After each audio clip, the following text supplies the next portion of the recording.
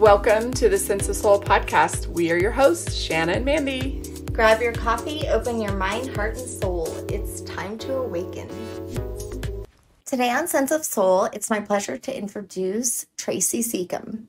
She has been on and off her soul's path all of her life.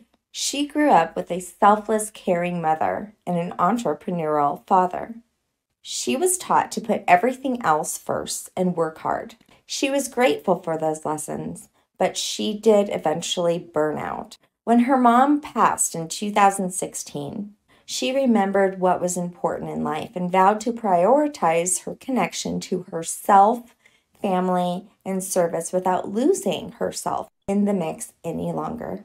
Her mission is to now help others remember their unique, magnificent self and to realign themselves with their highest potential so that they can live a life that fulfills themselves in every way.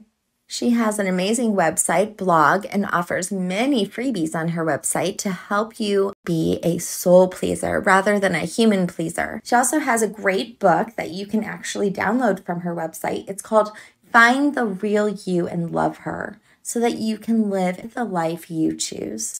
Thank you so much, Tracy, for being with us. I have a feeling we have a lot in common after looking at your website.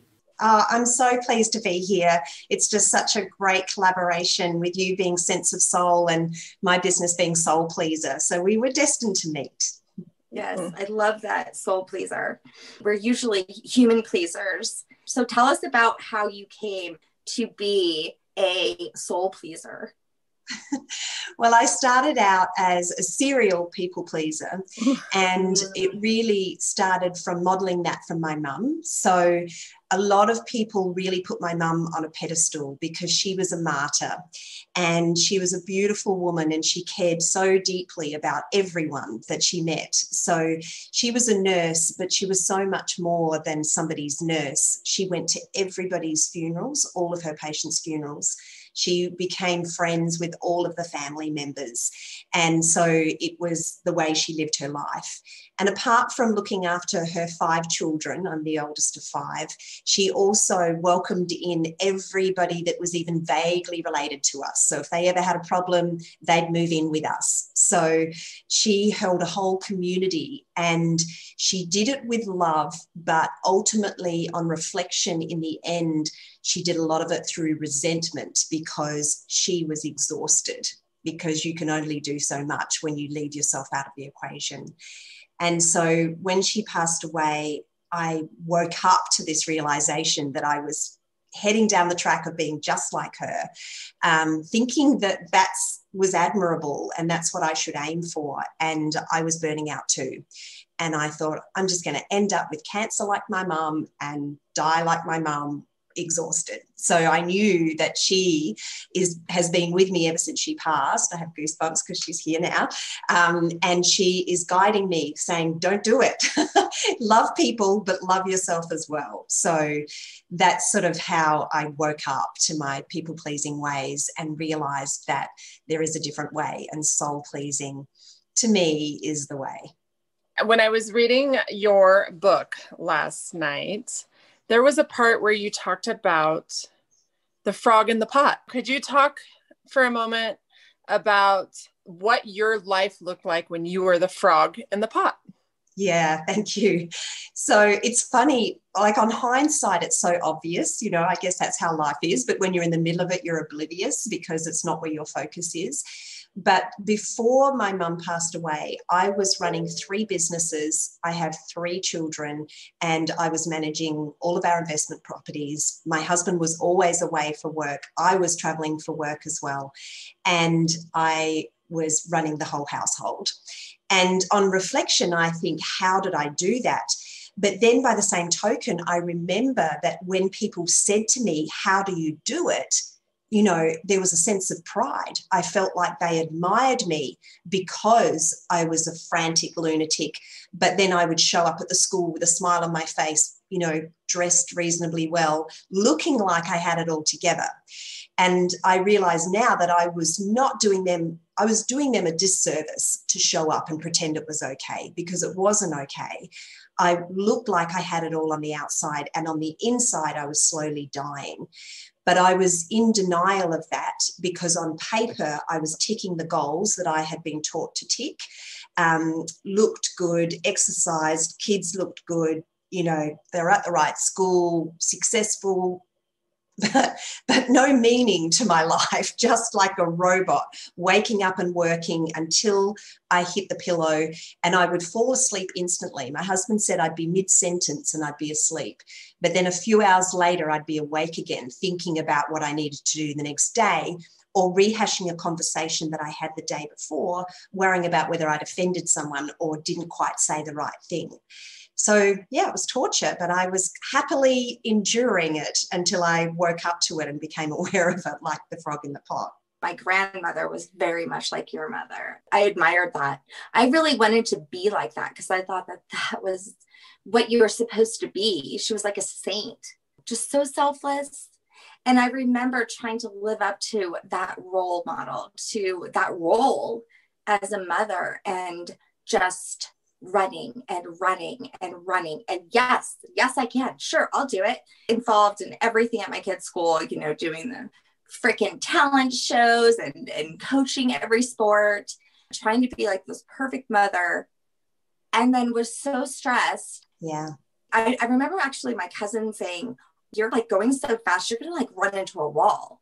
And like I did, I crashed and crashed and burned. And it's like, who am I? Yeah. What just happened? And whenever someone's like, who's going to volunteer? I'm like, oh, not me. I think like I did mine.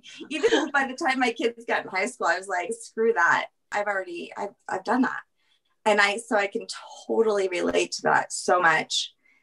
So how would your family like take it though, when you broke out of that? Because I know in my life, everyone was like, what? Like, you're the yes person. What happened? Yeah, exactly. There's such an adjustment for everybody around you because you really get what you expect from others and vice versa. So if you just keep showing up a certain way, that's just what they expect of you. And people treat you the way that you expect. So everyone expected the world of me because I expected the world of me and I expected them to expect it.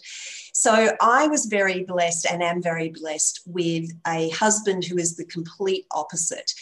So he grew up in a very different setting. He grew up in Dublin, Ireland, with just a very loving lifestyle and no push to achieve at all. And it's interesting because he says, I wish my parents pushed me a little bit more. And I'm like, yeah, everybody would like more balance, I'm sure, but I had the probably extreme. And not that my parents pushed me, I pushed myself. When I was with one of my businesses that I was getting exhausted in, he would say to me, just stop. And I'm like, I can't stop. And he said, yes, you can. And so I became very aware in that moment that I had a choice. Sometimes we think we don't have a choice. When we're a people pleaser in particular, we think that we're doing what we have to do. And so it was a huge awakening for me to finally believe him and realize I'm choosing to stay here. And he said, why can't you stop? And I said, I don't want to let everyone down. It was the biggest thing that kept me in this particular business because I had a team of 10,000 people around the world, and I used to answer their messages day and night, and they used to praise me and say they loved me. And so I felt like, who will I be without that as well? You know, that was the underlying thing. And so they did feel let down. People rang me up and said, you know, I'm so disappointed. Why are you leaving? Please stay, please stay. But a few months down the track, they stepped into their own leadership because I wasn't doing it for them. So we can be codependent with people where we're the fixer, we're the helper, and some of our self-worth is linked into people relying on us, which does not serve them. And so now as a coach, I'm like assisting you and guiding you to tap into your own inner wisdom so that you don't need me, because I don't need to be needed anymore. And so being able to say no without a big explanation or lie, because let's face it, that's what we do as people pleasers. We soften the blow by telling a lie to get out of something, is just, that doesn't feel right for me right now. But I wish you all the love with what you're up to. It sounds great, but right now it's not for me. And just owning it, you know, instead of betraying yourself to do what you think is right for someone else, you just feel so good about yourself by saying what's true for you. It's a big change, and it takes some practice, and you feel nervous when you first do it. And you slowly get better. Yeah. And not only do you feel nervous, but you're right. I'm so glad you brought that up. It takes practice, because I was sitting at breakfast this morning with some friends, and we were talking about how we could give our daughters their own voices and how to teach them about boundaries. And it sounds so crazy, but like sometimes you don't even know how to say the boundaries. You don't know what words to use, and you need help. And we, you know, we sat there and we kind of threw around like sentences of how we could say certain boundaries and teach our girls certain boundaries. And I think sometimes people literally get stuck on the fact that they just don't know how to say them. Yeah. And you're not used to saying it. You're so trained to say what you think you should say and say what's going to be well received by others.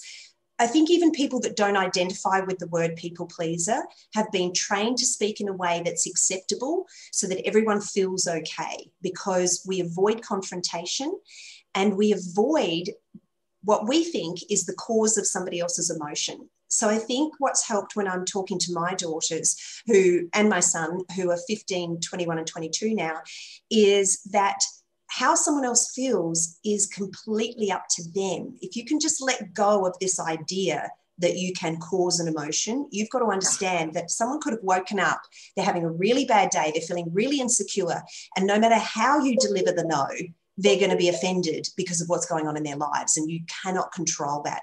And if your happiness is always going to be dependent on everyone else's happiness, you will never be happy, because that's impossible. If you have been seeking, though, their affection through your good deeds, though, I mean, because that's really how I was taught. The more you do, the more they'll love you. Yeah. You know, so it's something that you really truly have to like disconnect from how you have been loving people. I mean, it's like a whole new learning experience of how you give and receive love. And I was just writing that same stuff you were saying about your mom. I was writing about my mama, and just how much I really admired, like that in my brain was so wonderful. And I still think she was so wonderful. I do. Yeah. But I was never taught to ever put myself first. I was never taught boundaries. So you're talking about, we have to have boundaries. What are boundaries? Like, I didn't know what the hell that was. Yeah. You know, and so, you know, not only did I, you know, and here we're talking about, we need to teach our child, but like, as parents, do we really truly know what boundaries are? I love how Mandy always talks about them as like a fence, because I know I got pretty good at them, that I was like building up these brick walls. Yeah. Because once I was like, ooh, this is fun. I can say no, and I can feel bad. I'm just going to build a whole freaking wall like Donald Trump. But I mean, and I've had to let mine down a little bit. Yeah. I got so good at it, but I didn't even understand what that meant. Yeah. Well, for me, I think that I only felt good about myself if other people were giving me a pat on the head and they were confirming, yeah, you're good. And so I didn't know how to be myself. And so now for me, boundaries are trusting how I feel and tuning into that. And I had kind of put up like you said, that wall that you actually then start to let down, this armor to keep me from having my heart broken. And my heart broken means watching two mums in the schoolyard snicker and think that it's about me. Like, you know, when you're that sensitive about what people are thinking about you. And I realize now that they weren't talking about me. You know, it's just that whole obsession with what do people think about me. And so my boundaries have been letting down this armor and to find out who I am and own that and be okay with that. And so being able to say, this is in answer your question about what can you say is, the first thing I did, and what I teach my clients to do, is say, can you give me some time to think about that? Because when we're on the spot, we're so confused about what to say, and we're not even sure. We're not even sure whether we want to say yes or no. And then if you can go away and sit with it and let it just ruminate and see how you feel about it, and then trust your feeling, and then not have to have words for it. We always want to have words for everything. We always want to analyze a feeling, and sometimes there are no words for it. And I've said to people, I can't explain it, but it just doesn't feel right for me, so I'm going to pass, and I wish you all the best with it. I mean, what you're doing is you're giving yourself space, so that way all of those subconscious things don't rush in and take over as they have your entire life. So when you have had certain, patterns your whole life, you have to be able to pause, so that way you can then, like you said, make a choice. Yeah, exactly. It's that feeling. So making that choice based off of feeling and bringing awareness to that feeling. And you also talk about it with breaking habits. To replace an old habit with a new one, you need strong motivation. And the way you get that is from that feeling, right? Yeah. Yeah. And if you haven't honored that in the past because you're so busy honoring everybody else's feelings, then you don't have any way to do that. So one of the symptoms of people pleasing is second guessing yourself. I meet a lot of people who find it hard to make a decision. And that's because they're actually taking into account what so many other people are going to think. So if you want to actually make a choice or create a new habit, then if you tune into the feeling, what I use the language of tuning into your soul. And so when you're soul pleasing, you're choosing something based on what you're being guided towards by your soul, which is the bigger part of you. So the non-physical part of you, which includes the physical part of you. And it's just wiser, and it knows how to make the choice which is for the highest good for all. I think people's biggest fear when they embark on the From People Pleaser to Soul Pleaser program is, will I become selfish? Will I still be nice? Will I still help people? And I say, I get thank you letters from people's spouses because you become so much nicer because you're happier. But also when you're guided by the soul, it's going to be for the highest good for all. The other person may not see it in the moment. So for example, when I say no to my son who wants to go to a party, the people pleaser in me is like, oh, he's upset. Maybe I'm being too tough. Maybe I should let him go.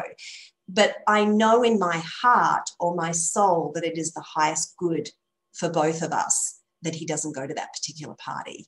And he might not know that right now, but I trust that feeling that's guiding me with those decisions. So it's a very powerful way to live your life, to tune into your soul, which is always feeling good. So you need to get into that space. Quite often I'll say to people, before you make a big decision, really align with that emotion of feeling good, and then you'll hear your soul's whispers. That reminded me when my younger brother was like 17, he asked my mom if he could go camping one weekend. And she said, absolutely not. And my mom was a yes, yes, yes, yes. And so he was completely taken back by the fact that she said no. And then he wanted an answer of why, and she couldn't give him one. She said, I don't know. Something is telling me just not to let you go. 2 days later, they found out that these kids in the car he would have been riding in took a corner on a dirt road too fast, flipped, and an electrical pole fell over and killed the kids in the back. Wow. Yeah. And that would have been the car my brother would have been in. And I mean, that's a really extreme story, but I just remember how mad he was all weekend that she could not give him a reason of why he wasn't allowed to go. Yeah. Yeah. I had goosebumps before you even told the ending of that story, because as a mother, we do have, as a human, we always have this instinct, but quite often it can be about our children, and we just know, and we can't explain it. And that's what I've said to my son. Like, I can't always explain it. I just know that this is the best choice, and you're going to have to trust me on this. So yeah, that's amazing. When you started to become a soul pleaser, did you get called selfish all the time? Don't know if I did, because I didn't to my face, but I do know that people who didn't know me very well and had always seen me in a particular light where they'd made an assumption about who I was, it did filter back that they were kind of making fun of me. And the business that I had prior to my Soul Pleaser business was a physiotherapy business, so very science-based, something that people can really understand because it's quite tangible. And so I think they thought that I'd lost my mind and that, I didn't care about material things or obviously what other people thought. And so, yeah, they thought that I was weird. And, I don't drink alcohol and I don't gossip and I don't eat meat. And, so, a lot of people think I'm weird now, and I actually don't care. If this is weird, I love it. And for anybody, some of the people I work with, they start to feel the pull to not drink as much, for example, because they might be in a social situation where people get drunk to have fun and they start to feel uneasy around that. I'm just like, trust the feeling. Trust the feeling. I know that you feel like this is the only way you can have friends, but it's not true.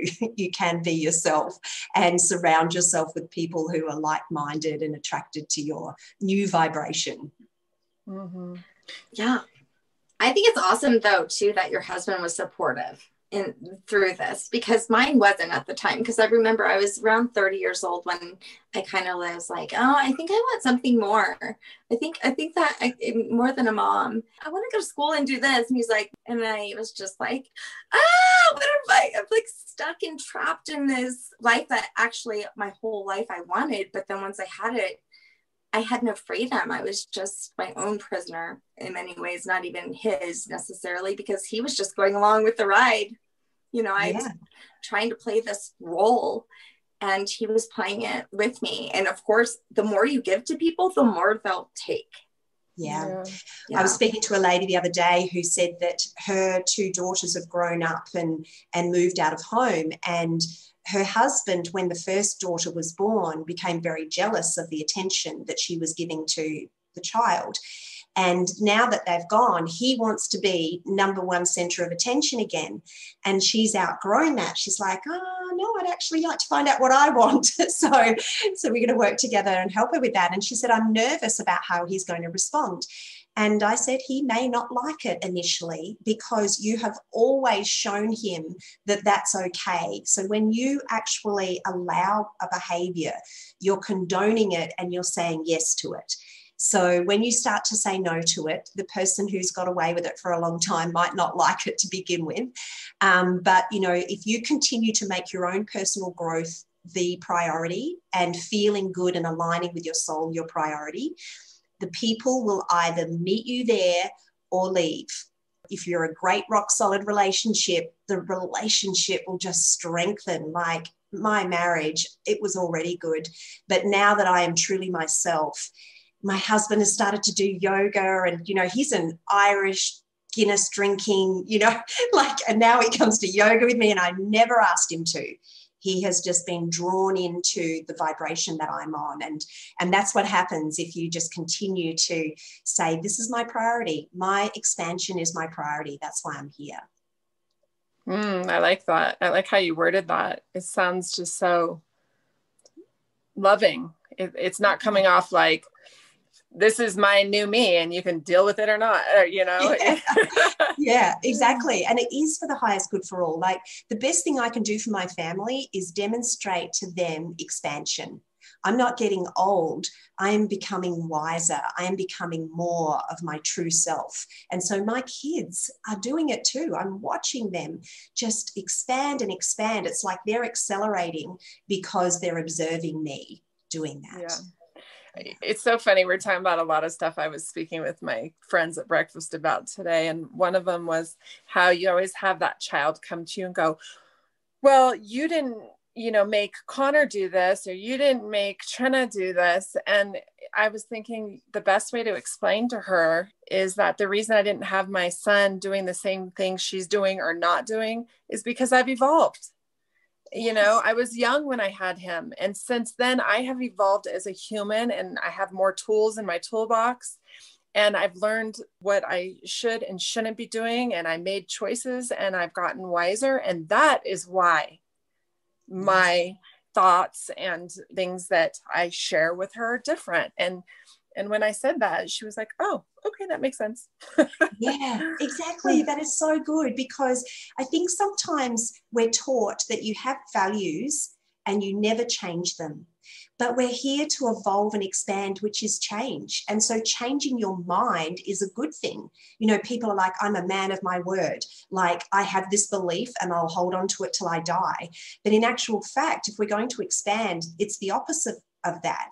And when my older daughters, because of the 6-year gap between the girls and my son, say to me, oh, you would never have let us away with that, I say, because I was modeling my parents' parenting with you, and now I am tuning in, and this is okay for him to do this. So you just came into the world at a different time when I was a different person, and that's okay. So same as what you're saying. It's so cool. Yeah, it's like when older generations say stuff like, well, back in my day, we didn't sit on social media. I hate it too. It triggers me because I'm like, or back in my day, you know, we didn't sit in front of the TV this long. And I'm like, come on. We've evolved. Now, maybe we haven't evolved in all good ways, but let's embrace it a little bit here. Yeah, we want things to change. That reminds me, I visited my dad. My dad's in a nursing home, and I visited him a few months ago, and the little activity sheet was on the bed, and in the afternoon it said meditation classes. So I said to Dad, oh, wow, they do meditation here. Did you go to the meditation class? And he goes, why would I do that? That's for dickheads. Oh my God. Yeah. And I just thought, I'm not even going to try to explain to him that I meditate every day. What's the point? I know. It's wasted energy. But, you know, that reminded me, you know, so Mandy and I both are like you. We have kids that are miles apart, you know, lifetimes, generations apart. Yeah. And my oldest daughter will say the same thing. Aren't you going to do this for her? Aren't you going to do that? Aren't you going to sign her up for this? And I'm like, no, I'm not. Look at you. You had anxiety your whole life. I fucked you up. That didn't work. Yeah. You know, I was sitting with a group of women and we were talking about going to back to school night. And I was like, I have to be completely honest with you. And let me tell you, I have no shame in saying this. I said, I don't go. I don't go because I haven't had a pleasant experience when I do.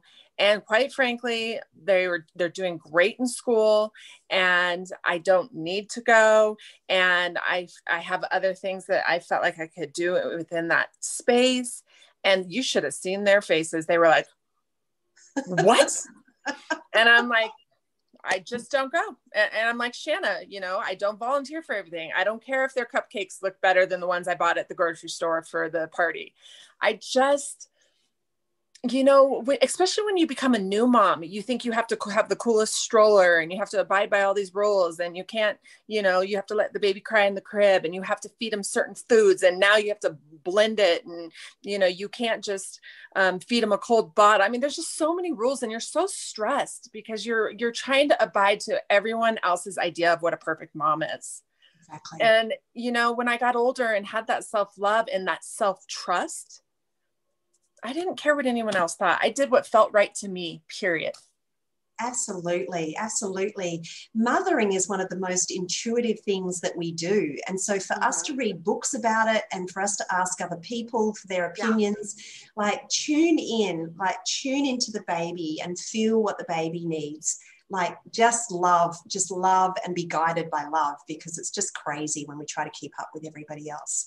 And the materialism around, you know, having a baby as if it's about, you know, having the best gear, that is not going to bring up a healthy, well-adjusted, you know, expanding baby. It's really about your connection and what you model is key. You know, what's really funny is that, you know, like all of the social media and the family is all smiling in pictures every time they do anything good, which I realize is not a good thing. I mean, because then they're like, well, when I don't do something good, you don't put a picture of me and I haven't done good in a while. So now, you know, you don't acknowledge me. So, I mean, it's all bullshit. But I mean, I literally just went away for a whole week and didn't take one picture of me or my kids. I was like, I don't give a shit. Yeah. I mean, like, why would I? You know, we have our memories. We don't need Facebook to freaking, you know, see it all. I mean, and even the pictures that I did take, they're for me. you know, but it's just so many things have changed because I'm not trying to please people outside of me. Yeah, it's that constant validation. And one of my daughters said to me, because I was 30 when I started having children, she said, I'm going to have my kids when I'm younger. I want to be a young mum. And I look at who she follows on Instagram and I'm like, she's looking at these supermodels that have popped a baby out and looks like, where did that baby come from? You know, so it's all this unrealistic sort of vision that she has based on the social media influence. And you know, and I don't say anything. I'm like, oh, great, you know, whatever you want to do. But it's just this influence from people that are pretending. You know, I remember one night, Shanna, actually like not being able to sleep because my middle daughter, who's 16, said, Mom, it hurts my feelings that you don't have like a baby book, like that's all put together, like you did albums with pictures like you did for Connor. And I thought about that and I felt so guilty. And I was just so hard on myself. And when you spoke earlier, Tracy, you remind me a lot of me. I can't tell you how many nights I sat there and didn't get any sleep, overthinking if I hurt someone's feelings, if I said something the wrong way, if I should have said it different.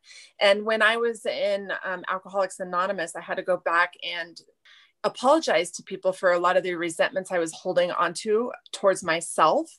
And it was so eye-opening because most of them that I went to meet and apologize to didn't even remember what I was talking about. It was me that was carrying that. It was me that was being so hard on myself. And the baby book thing, I finally realized I don't love you any less. It's just when I made his, I was just trying to keep up with, you know, what everyone else told me I needed to do and should do to be a good mom. And I was tired and I was exhausted. And I don't even have a baby book for my youngest one who's 6. And guess what?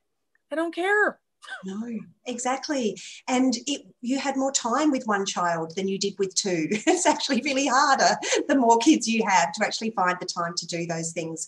But yeah, the rehashing is exhausting, like going over and guilt. And one of my biggest shifts is I don't have any regret for anything that I've experienced, even when I'm not proud of choices that I made.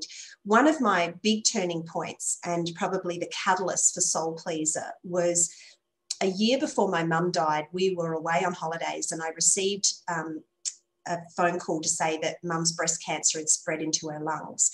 And in my mind, I thought she probably has a year to live. I'm going to take her out for lunch every Friday for the next year. I made that commitment in my own mind. I didn't say it to anyone else. And I got back and I kept chasing achievements and saying yes to all of my clients from all of my businesses. And I saw my mum, like I really was close to her, but I didn't do the lunch every Friday that I told myself I would do. And when she died, I said to myself, what are you doing? Like, what on earth are you doing? And when I reflect on that now, I don't regret that I didn't do that. It was the catalyst to my awakening. I had to get so far away from the truth of who I am to feel the pain of that so that I would be willing to give up the things that I thought I needed to feel whole in the world and surrender to something else. And when you look at it in that light, no matter how bad you think you've been, in inverted commas, or how much you wished you said something different or did something differently, it's the thing that has led you to where you are now. So all of it is good. All of it can be embraced. Wow, I'm so sorry for the loss of your mom. I lost my dad in 2016 as well. And during my dad's loss was kind of like during a lot of heavy work that I was doing. So prior to him passing, I was doing a lot of work on codependency. I mean, you could look up codependency in the dictionary. It was Shanna's face, like, hey, I'm codependent. I'm the yes girl. And literally after he died, and I had done so much work, Tracy, I was like proud of myself. I was saying no. I was really coming far. And then he died. And then I was like, oh my God, had I not been so selfish, had I not been doing this codependency, I should have been working for him. I should have been helping him. I could have saved his life, but I was like, everything like reverted, everything went away. I was like, oh my God, this is my fault. Like literally I was just, it was just like this moment of maybe everything I was wrong about. Maybe I was wrong. Maybe I just should have been right next to him the whole time, helping him, so that way he could have had more time to deal with his health, and that I could have died early and made myself so stressed out that I'd have the heart attacks. It's insane. Yeah. But I mean, after I was able to come out of the grief and see everything clearly again, that wasn't on me. His stuff had nothing to do with me, but I really did. And like these deep thoughts had those thoughts like, God, had I just done more, maybe he would have stayed alive. And he didn't want to stay alive. If he wanted to stay alive at a soul level, he'd still be alive. We just take on so much responsibility for things that are out of our control. My uncle died recently, and my cousin, his daughter, messaged me, and she said, it's getting close, and I'm just not sure if I'm making the right choices. I just hope I'm doing the best thing. And I said, Marion, this has nothing to do with you. Like, just love him. Just sit there and love him. He's doing his thing. And he died an hour later, and he died peacefully. And she was so relieved that she just let go of that angst for the last hour instead of fussing around thinking she could save him. Shanna, remember when John Woodruff had us come up to the hospital for his mom? And it was kind of the same thing. He, this fireman that saved me many years ago, him and I become really good friends. And he called me and said, would you come up to the hospital? He's like, I don't know why, but I need you to come up here. And I didn't know his mom. And so Shanna and I went up. Just so much stress and worry in that last hour about decisions that he felt like he needed to make, when he could have just been using that time to sit by her side and love on her. But he was so worried about the decisions. And then the decision ended up being out of his hands, and she just passed away. And it always will be. We take on the responsibility of things that we're not responsible for and we can't control. And I think the only thing that we can control in any moment is how in alignment we are, or how out of alignment we are. And when we're in alignment and we're feeling trust, we trust life is for us, life is for everyone, then we just allow what's going to come and be at peace with it. Can you do me a huge favor? Can you tell our listeners about the part of your book? It was a quote, and it said, it takes a storm for a pilot to switch off autopilot. Can you explain what that means? Yeah, great. So we are on autopilot. When I look back at me being the frog in the pot, I didn't have time to be conscious about my choices. So we are making micro choices every microsecond. And so we think on autopilot unless we pause and consciously choose a thought. And so the autopilot is just what we've practiced. And what we've practiced is often what we've picked up during our lifetime. From 0 to 7, we don't have the filter. And so everything comes in and we accept all of it without question. After 7, we start to question it. So sometimes we'll take it on and sometimes we'll dismiss it. But you can have different children in the same family perceiving what they're taking in differently. And that's why our conditioning can be from the same environment, but we turn out differently. And so we don't change while we continue to live on autopilot. And if we're semi-comfortable, like I wasn't starving, my husband wasn't leaving, I wasn't unwell, nobody was dying at the time. And so I could have just kept going on autopilot because it was getting me where I thought I wanted to go. But then, to me, it sounds crazy because parents die. It was the worst thing that could happen to me when Mum died. I thought I adored her, and I thought that I needed her to be in the physical form. And so when the thing I was most afraid of happened and I was still alive, I was like, what I'm doing doesn't work. I surrender. I've always rolled up my sleeves and made it happen. I can fix it myself. I don't need anyone's help. I'm an independent woman. Like, I'm fully, feminist, I can do this, all that kind of thing. And I just went to my knees and went, this isn't working. I surrender. So I feel like for a lot of people, they'll come to me after a life-changing event, or it just builds so and gets so bad that they're so uncomfortable that they're willing to do what it takes to get off autopilot and start to become conscious and pause and choose their choices deliberately instead of just automatically. So this book is called Find the Real You and Love Her so you can live the life you choose. And even though the title says her, don't you think that boys could read it too? Totally, totally. Lots of men have read it and said that it completely applies. Yeah, because when you write a book, sometimes you're writing it about yourself. So it was kind of my story. But yeah, men have really related to it too. And you even have a soul pleaser for men, right? Yeah. And I didn't mean to. So I started off happily, doing it with women.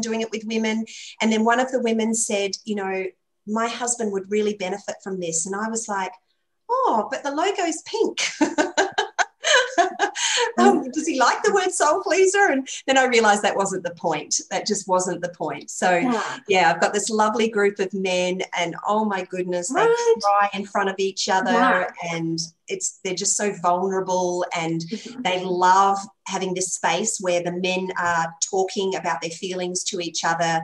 A lot of them are Australian farmers, and so they're like another level of toughness in terms of talking about your emotions. Yeah, so it's amazing. It's probably also good for the flip side to understand. Yeah. Because that was one thing that, I'm from a Southern family. So the way I looked at my parents and the roles of women in my family were one way. And then I'm here in Colorado, and the women for generations over here have been going to school, being educated, owning their own businesses. So the dynamic was so different. On the flip side, if I think that men could understand, or women, that when someone's people pleasing, that it's not a positive thing, that you're not so lucky you hit the jackpot lottery, that someone's like your submissive woman doing everything for you, that really you need to support the fact that she shouldn't be doing all of it. It's so confusing for them, though. I will say it really shifted my marriage. When I started putting myself first, he was like, wait, what? Like, I used to sit by his side and suffer through like movies that I didn't like, that were painful for me to watch. Yes, yeah. I used to, say yes when I wasn't feeling well, just because I felt like I had to. Like, I can remember there were so many baseball games that I was so exhausted from sitting at. And I mean, we're talking 10-hour days in the heat. And these tournaments would go on for like 3 or 4 days. And he'd be like, come on, get up, 5 a.m., let's go. And I remember one time I was like, I just can't.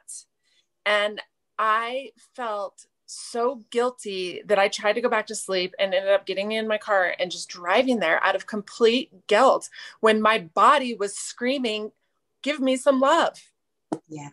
Yeah, exactly. And, I think just people don't understand because they believe what we show to them.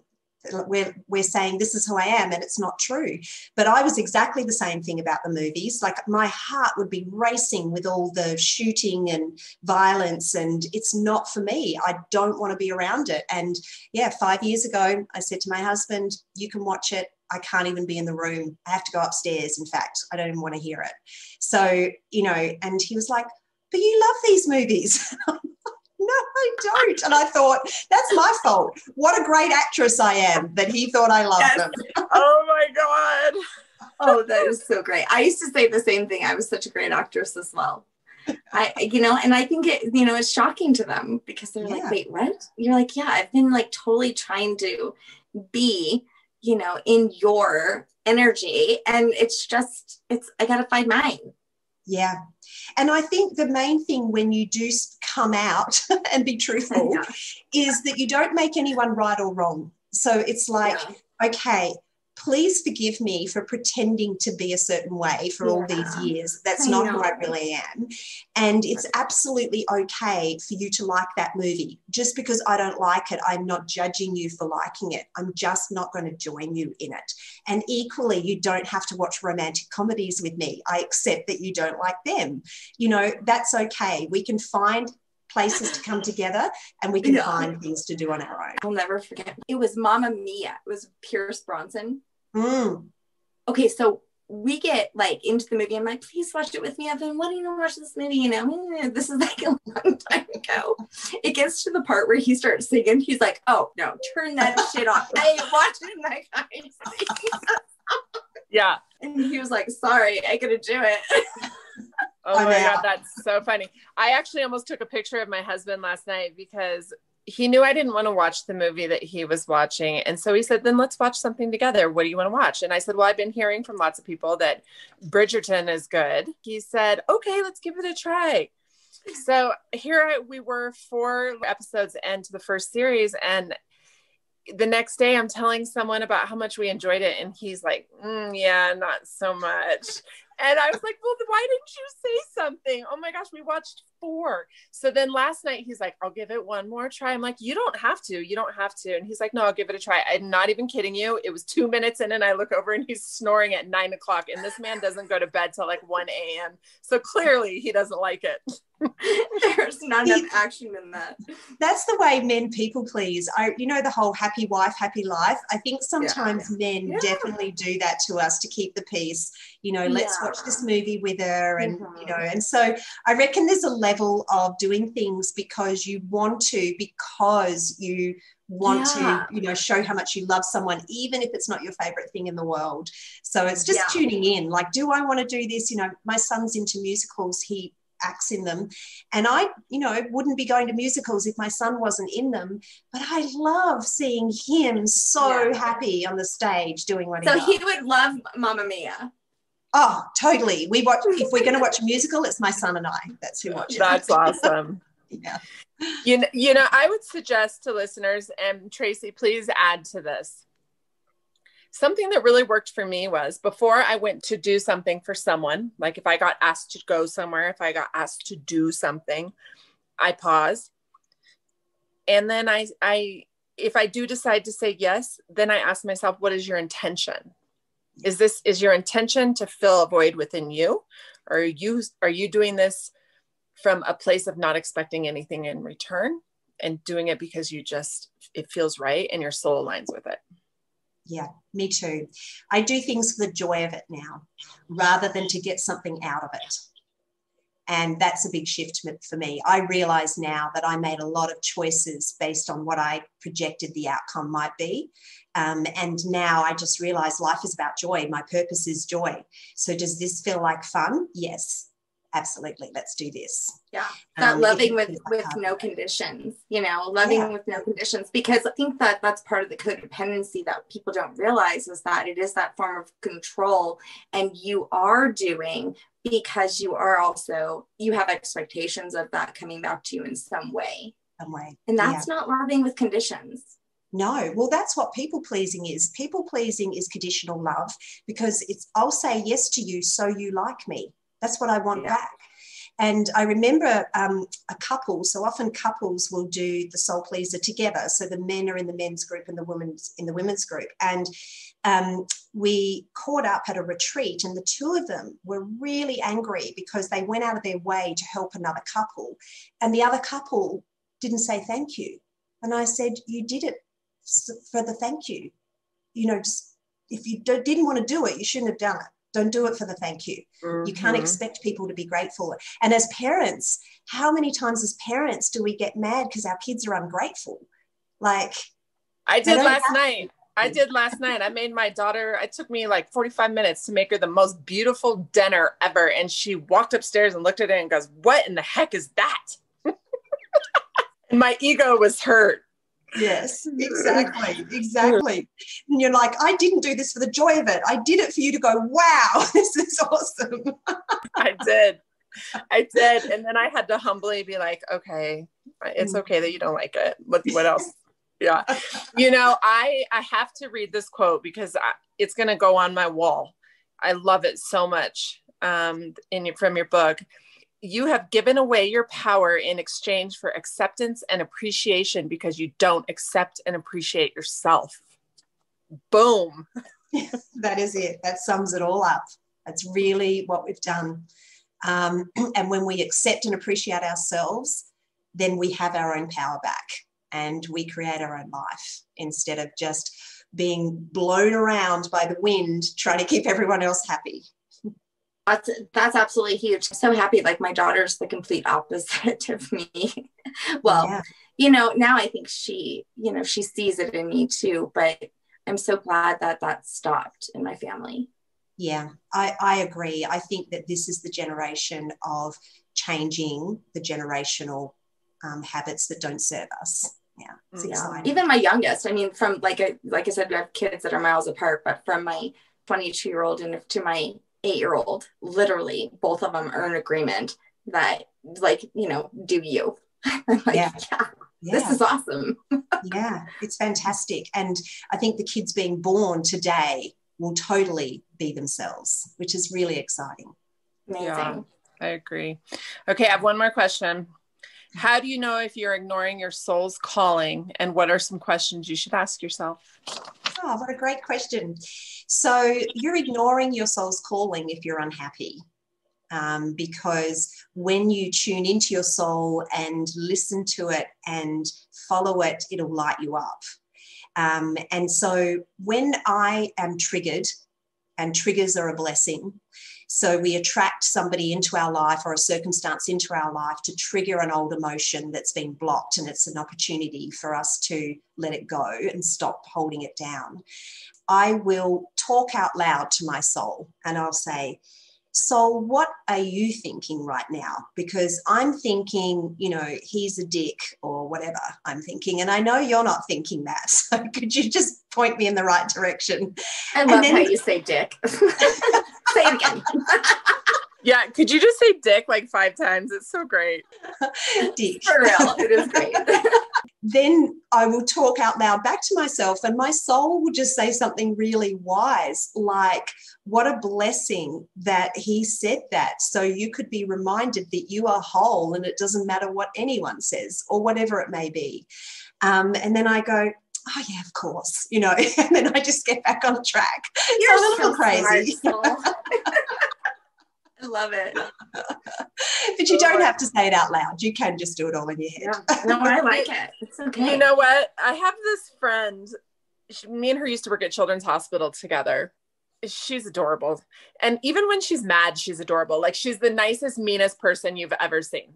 Like, she always tried to say she needed to be like more assertive and disciplined more within our classroom. And she would try so hard to, like, she's just cute. And I feel like that's how you would be. I totally feel like that you remind me of her. Yeah.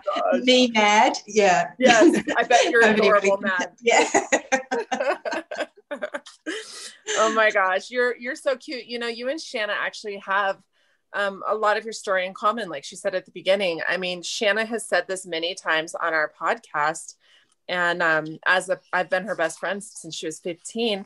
And I was even shocked when she said it, that she loved her father deeply. And she still loves her father deeply.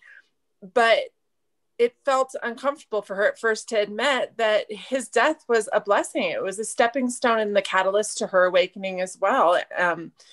And you're like one of the first people we've had on that has said the same thing. And, you know, for people in the outside world, that they're probably like, what the hell? What do you mean? That's like horrible to say. Yeah. It was the worst and then the best thing that ever happened to me. And I'm so grateful to my mum, because I believe that the instant that you move from physical to non-physical, you're back to pure love.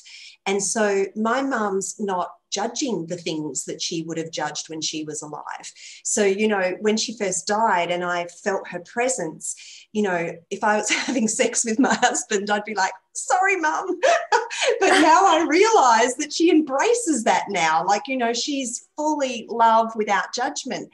And so it's the best thing that happened to me, but it's the best thing that happened to her, because it set her free from, she was brought up very religious, and she had a lot of rules, and sex was bad and everything was bad. And there was so much guilt. And so there was this sense of freedom for her, but at the same time, she allowed me to start to become free as well and let go of all of those limiting beliefs of trying to be perfect and trying to be a good girl and live up to my mum's expectations, because I know now that her love is unconditional for me and mine is of her. I have no judgment anymore of the choices she made as a mum and all of those things.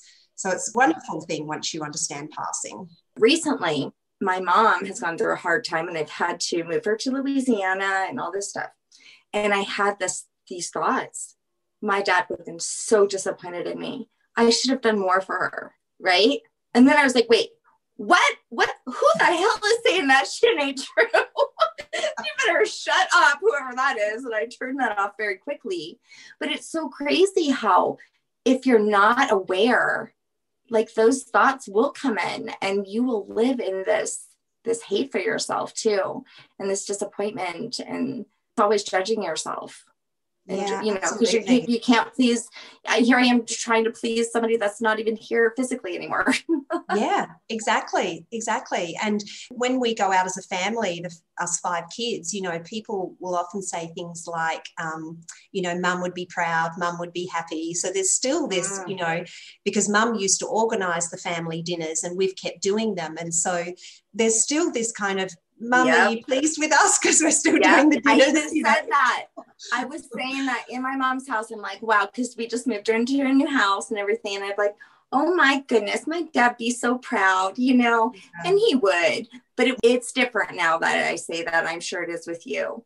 Yeah. It's not because I need approval. I'm just happy, for it. But before it would have been maybe to have that approval, to feel love that way. Yeah, even if you didn't want to, but now it's I want to, and yes, Dad would be proud to. Yeah. Right. Shanna did a really pretty blog on our Facebook about, the gas tank, and she uses that kind of as her metaphor of, you fill up your gas tank and you've got to remember to keep an eye on it because, if you keep giving that gas to other people, you're going to have none left for yourself. Of course, that's like the lamest explanation of her writing ever, because it's actually really pretty. But sometimes as humans, we need it to be just simply broken down. Like I didn't even understand the difference between service work and people pleasing. I had them kind of intertwined. And so like in my recovery, the 12th step in Alcoholics Anonymous is service work. And I was like, wait, I'm doing service to keep myself sober. That feels selfish. What's my intention? And am I doing it to please other people, or am I doing it for myself? And it had my mind all fucked up. Like, why am I truly doing this? And there's, we've had doctors on that talk about how service work is so good for your brain and releasing those, amazing chemicals that we all need. It's understanding that service work is absolutely amazing. Doing for others is absolutely amazing, as long as your intentions are right and that you check in with yourself to make sure you're in a spot where you have the energy to do it in a loving way. Yeah, you can still be there for people without giving them everything. And what I always say to my clients is energy should be exchanged. Like we can't just give it all and say, have a nice day. Bye. Exactly. Take my energy. No, it needs, you need to, return it back, it needs to come back to you. What do you say? How do you work on that when you're, because it is so hard. This is something that a lot of people, struggle with. How can you still be there for people without being a people pleaser or without being codependent? By being there honestly. So you genuinely want to do it. You genuinely want to do it for the joy of it. And it just ends up being service to them. So soul pleaser is called a business and some people might call it work, but I just show up and live in my joy, and people happen to benefit as a side effect of my joy. And now it's time for Break That Shit Down. So in my heart, I know that you, the listener, you are here to live a magnificent life, and you are here to discover the incredible goodness and creativity and love inside of you, which is who you are.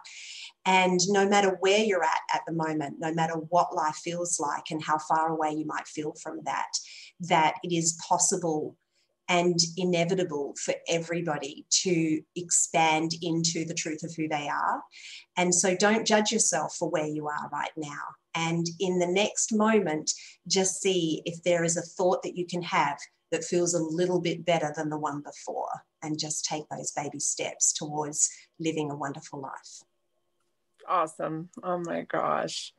Okay. So tell our listeners where they can find you, your website, your social media, your book, all your amazing stuff. So if you go to my website, it's just my name, so tracysecombe.com, and we've got a free challenge. So I do them every 2 or 3 months, but I've got one coming up next week.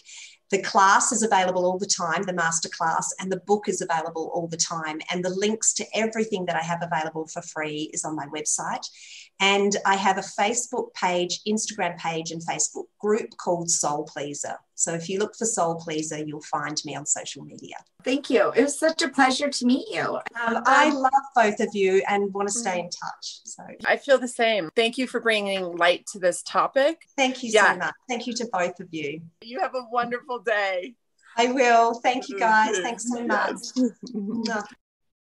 Many of our listeners have asked how they can support Sense of Soul podcast. You can now buy Mandy and I a cup of coffee by going to www.mysenseofsoul.com and go to the coffee fund.